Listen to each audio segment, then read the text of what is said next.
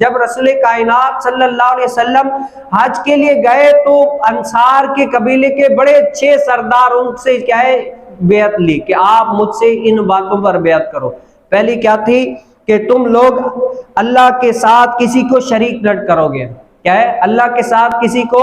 شریک نہ کرو گے، بلکہ کیا ہے اللہ تعالیٰ ایک ہے، قل هو اللہ احد، اللہ تعالیٰ ایک ہے، اللہ تعالیٰ کے علاوہ کسی اور کو الہ نہیں سمجھو گے۔ یہ جو بت معبود ہے ہمارا، یہ بت بھی معبود ہے، گائے بھی معبود ہے، فلاں بھی معبود ہے، یہ بھی معبود ہے، وہ بھی معبود ہے، تو کیا ہے یہ جو پچھلی قوموں نے بھی اس طرح معبود بنائے، لیکن کیا ہے تم لوگ مجھ سے اس بات پر بیعت کرو کہ اللہ تعالیٰ کے ساتھ کوئی شریک نہیں ہے، وہ کیا ہے واحد ہے، وہ اکیلا ہے، اس بات پر مجھ سے بیعت کرو۔ دوسرا کیا ہے، دوسری یہ کہ تم مجھ سے اس بات پر بیعت کرو کہ چوری نہیں کرو گے، کیا ہے کسی سے سینہ زوری نہیں کرو گے، ڈاکہ ڈانی نہیں کرو گے، کسی ظلم و ستم نہیں کرو گے، کیونکہ چوری کرنا یہ ظلم ہے، دوسروں کا مال ہڑپ کرنا ہے، دوسروں کے اوپر زبردستی جتانا ہے، تو کیا ہے چوری نہیں کرو گے، اس بات پر بھی مجھ محمد صلی اللہ علیہ وسلم سے تم لوگ بیعت کرو یا رسول اللہ۔ تیسرا یہ ہے کہ زنا نہیں کرو گے، کیا نہیں کرو گے، زنا نہیں کرو گے۔ اللہ تعالیٰ نے زنا حرام قرار دیا کہ زنا کیا ہے، ولا تقربوا الزنا، زنا کیا ہے یہ زنا کے قریب نہ جاؤ، اللہ قریب بھی نہیں جاؤ، بلکہ کیا ہے یہ فاحش ہے، یہ برائی والا کام ہے، یہ گندا کام ہے، اس کے قریب بھی نہیں جاؤ۔ تو رسول کائنات صلی اللہ علیہ وسلم نے فرمایا کہ زنا بھی نہیں کرنا۔ اچھا یا رسول اللہ، چوتھا یہ کہ اپنی اولادوں کو ناحق قتل نہیں کرو گے۔ اگر غریبی آ گئی، اللہ تعالی کی طرف سے تمہاری طرف محتاجی آ گئی، کسی بات میں تم پریشان ہو، اتنا تمہارے پاس وسعت نہیں ہے کھلانے پلانے کی، تمہاری اولاد ہے، بچے ہیں، لیکن تمہارے پاس کھانے کی وسعت نہیں ہے، تو اس کے ڈر کی وجہ سے اپنی اولادوں کو قتل نہیں کرو گے۔ کیا ہے یہ عرب کا رواج تھا کہ اگر اپنی اولادوں کی پیٹ پلنے کے لیے اتنا پیسہ مال دولت وغیرہ نہیں ہوتا تھا نا، وہ کیا کرتے اپنی اولادوں کو قتل کر دیتے تھے۔ تو حضور علیہ السلام نے فرمایا اس بات پر بھی مجھ سے بیعت کرو کہ تم اپنی اولادوں کو ناحق قتل نہیں کرو گے۔ یا رسول اللہ ہم نے آپ سے بیعت کر لی۔ پانچواں یا حضور علیہ السلام نے فرمایا پانچواں یہ کہ کسی پر بہتان نہیں باندھو گے۔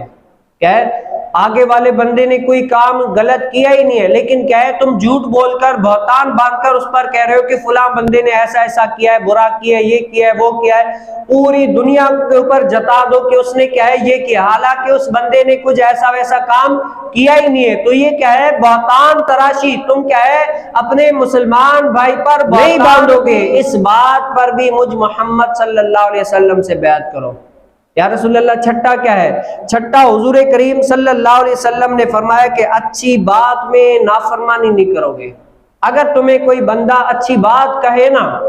اچھی بات بتائے، دین اسلام کی بات بتائے، ایسی بات بتائے کہ تمہارے لیے بھی فائدہ مند ہے اور شریعت کے عین موافق ہے، بالکل پرفیکٹ ہے، اگر تم اس بات پر عمل کرو آخرت میں کامیابی کامرانی ہے، یہ اچھی بات ہے، تو کیا ہے اس کی نافرمانی نہیں کرو گے، اس پر کیا کرو گے عمل کرو گے۔ حضور علیہ السلام نے گویا کہ یہ غیب کا علم جانتے تھے کہ میرے بعد لا نبی بعدی، میرے بعد نبی نہیں ہے، اب جو نبوت کا سلسلہ ختم ہو جائے گا، اب جو نیکی کی دعوت دیں گے وہ میرے علماء صلحاء صوفیاء جو ہوں گے وہ دیں گے، اب قیامت تک وہ نیکی کی دعوت دیتے رہیں گے، اچھی بات کہتے رہیں گے، کرتے رہیں گے۔ اب کیا ہے ان کی باتوں کو تم لوگوں نے ٹالنا نہیں ہے، اگر کسی بندے نے تمہیں اچھائی کا حکم دیا ہے تو اس کو لے لینا ہے، اپنے زندگی میں اس کو نافذ کر دینا ہے کہ فلاں نے مجھے جو بات کہی ہے وہ اچھی کی ہے، شریعت کے موافق کی ہے، اب میں ان باتوں پر کیا کرتا ہوں عمل کرتا ہوں۔ تو حضور علیہ السلام نے فرمایا جو ان باتوں پر عمل کرے، مجھ سے ان 6 باتوں پر بیعت کرو، اور اللہ مجھ سے ان باتوں پر بیعت کرتا ہے نا تو کیا ہے اس کا ذمہ اللہ تعالیٰ کے ذمہ کرم پر ہے، کیا ہے اس کی ذمہ داری اللہ تعالیٰ کے کرم پر ہے، اللہ تعالیٰ اس کو بخش دے گا۔ اور اگر ان 6 باتوں میں سے کوئی بندہ دنیا کے اندر کر گیا نا، کوئی بھی جیسے چوری کر لی، زنا کر لیا، کوئی بھی ایسا ویسا کام کر لیا، تو حضور علیہ السلام نے فرمایا اللہ تعالیٰ نے اگر اس کو دنیا میں اس کی سزا دے دی تو کیا ہے یہ اس کے لیے اگر دنیا کے اندر اللہ تعالیٰ نے اس کو سزا دے دی نا، یہ اگر گناہوں میں سے ان میں سے کوئی کام کر لیا ہے تو دنیا کے اندر اس کو سزا مل گئی ہے، تو یہ کیا ہے، یہ اللہ تعالیٰ کی طرف سے یہ بھی اس کے لیے انعام ہے کہ دنیا کے اندر ہی اس کو اپنے کیے کا مل گیا۔ اور اگر اللہ تعالیٰ نے اس کا کیے ہوا جتنا تھا چھپا کر رکھا ہے، بڑا گناہگار ہے، بڑا ہی خاطی ہے، لیکن اللہ تعالیٰ نے لوگوں کی نظروں میں اس کا وقار برقرار رکھا ہے، چھپا کر رکھا ہے کہ یہ ایسا ویسا ہے نہیں ہے۔ لوگ حضور علیہ السلام نے فرمایا یہ اللہ تعالیٰ کے ذمہ کرم پر ہے، اگر اللہ چاہے اپنی رحمت فرمائے تو اس کو معاف فرما دے،